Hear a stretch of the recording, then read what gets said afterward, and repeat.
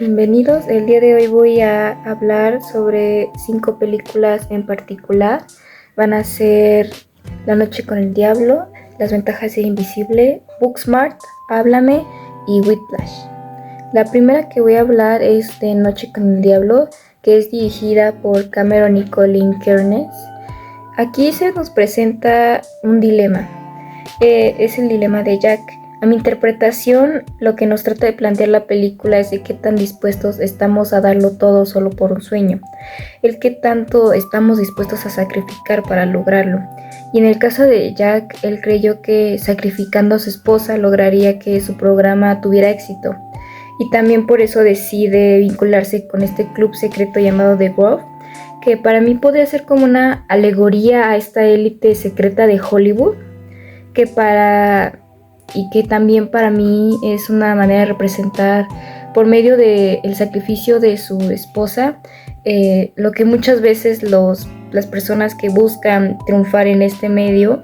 tienen que sacrificar, y no tan literal como sacrificar una persona,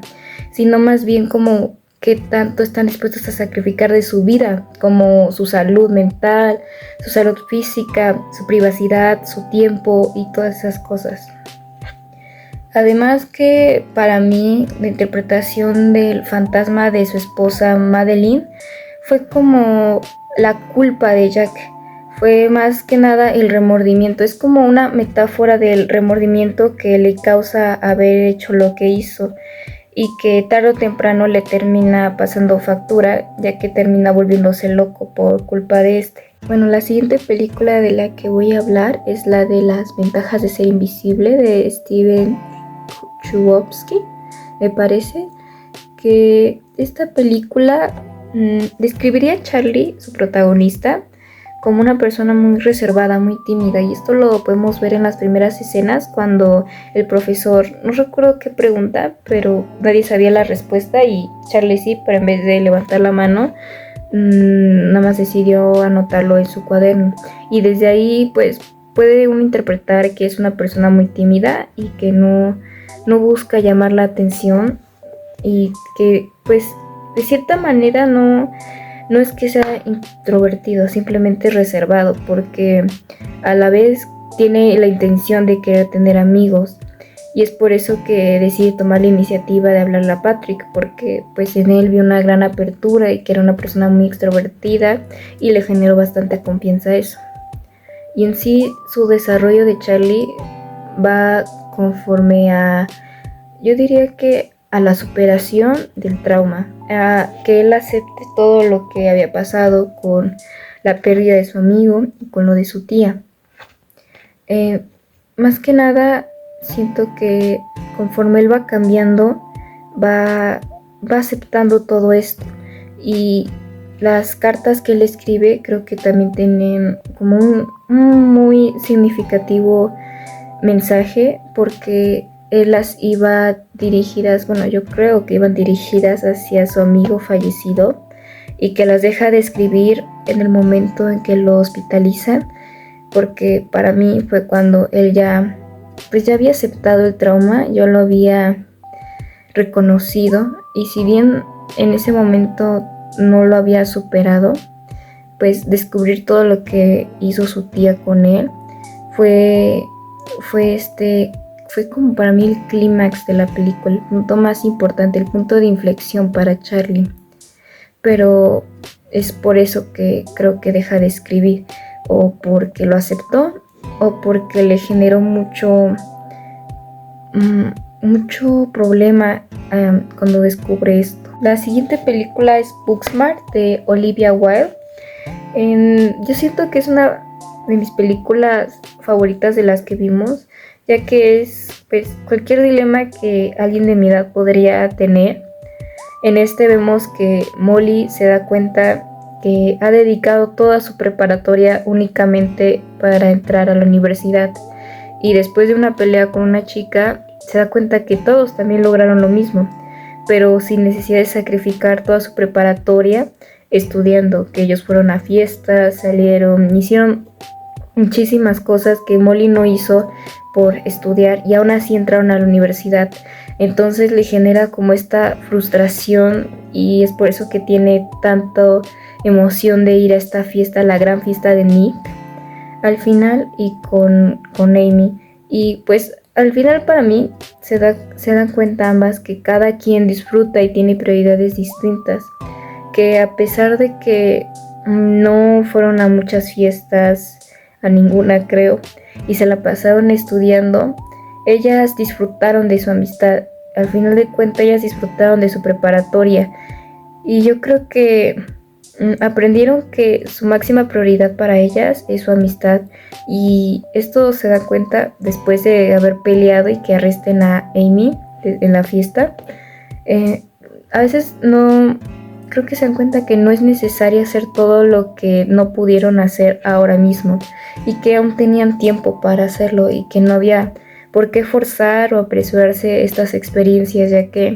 ellas disfrutan mucho su amistad y disfrutan muchísimo más estar juntas que ir a ese tipo de fiestas. La siguiente es Háblame, de los hermanos Philippou.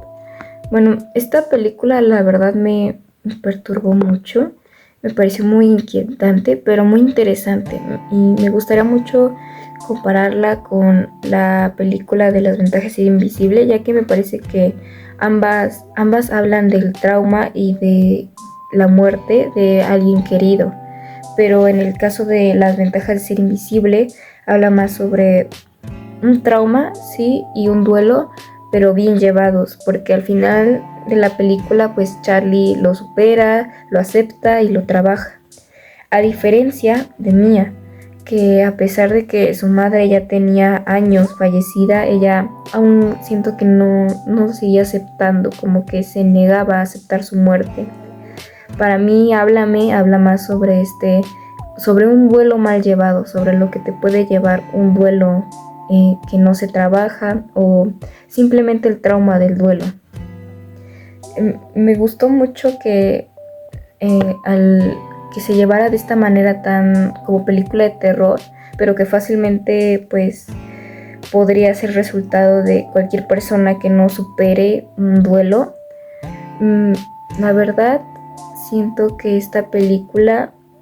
me gusta mucho que literal por medio de una mano Mia se aferrara a su mamá, al recuerdo, y que por esto no pudiera superarla y que ella tratara de hablar con ella y que al final pues le costara la vida a Mia. Eso me pareció muy inquietante, pero siento que es una película que podría ser muy bien analizada por gente que estudia psicología, ya que creo que sí tiene mucho referente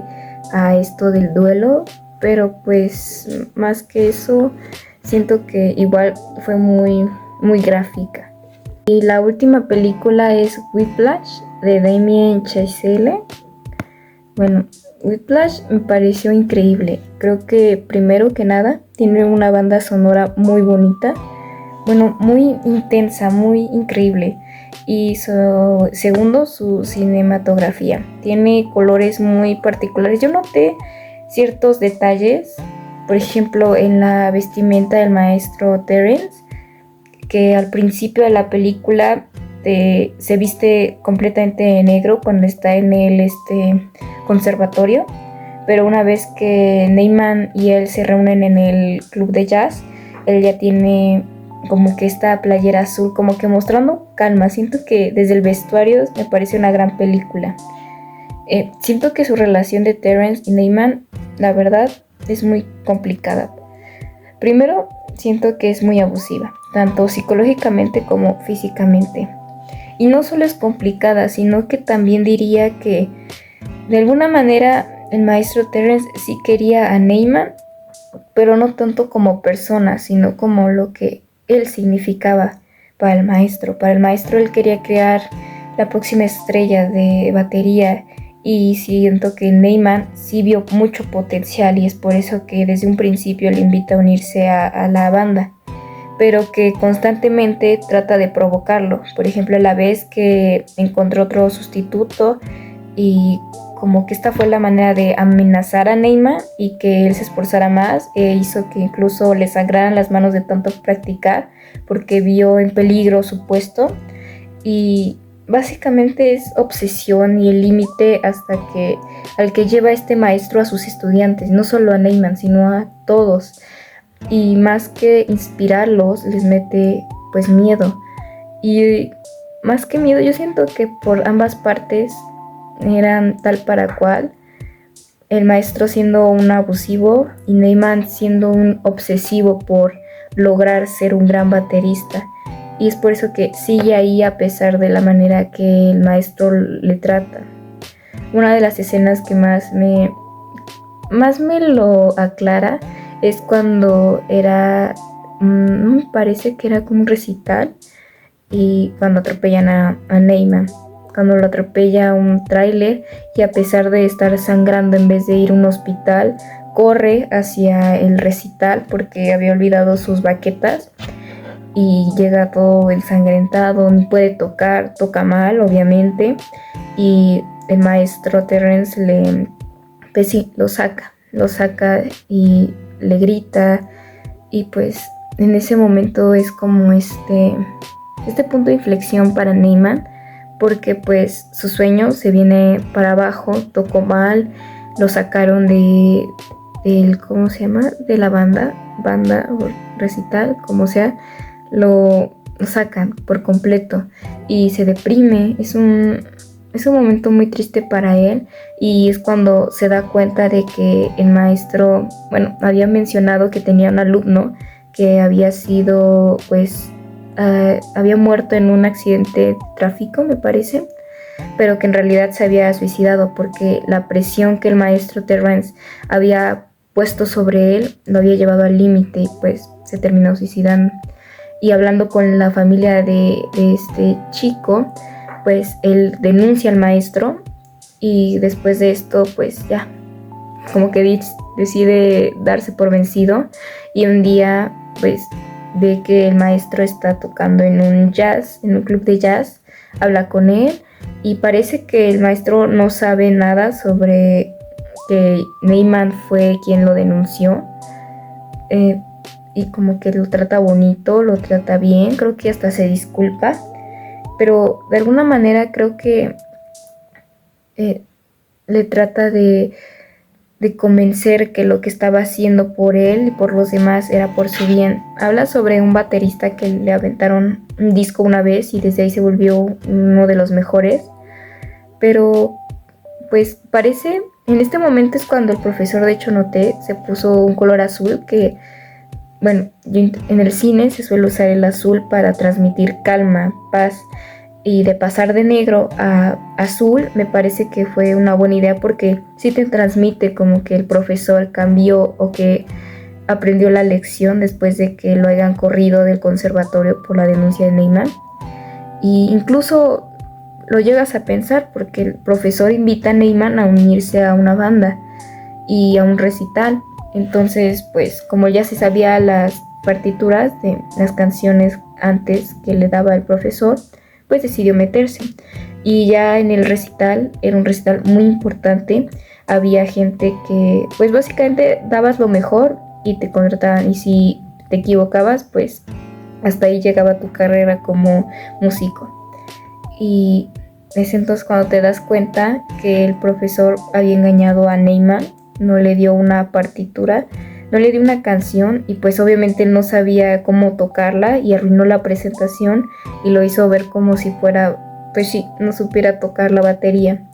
Entonces Neymar se decide desquitar y pues lo da todo, pero en esta última secuencia me parece muy, muy interesante porque me gusta primero mucho la cámara, me recordó mucho a La La Land, en el momento en que Sebastián y Mia están en el club de jazz también, en el que Sebastián está tocando y Mia bailando. Me recordó mucho cuando esta cámara se mueve, gira y gira y gira, se mueve. Pero bueno, eso no es. Lo que pasa en esta escena como que te conflictúa mucho porque el profesor acaba de sabotear a Neymar y Neymar está dando la mejor presentación, pues sí, de su vida. Le está tocando como nunca. Y siento que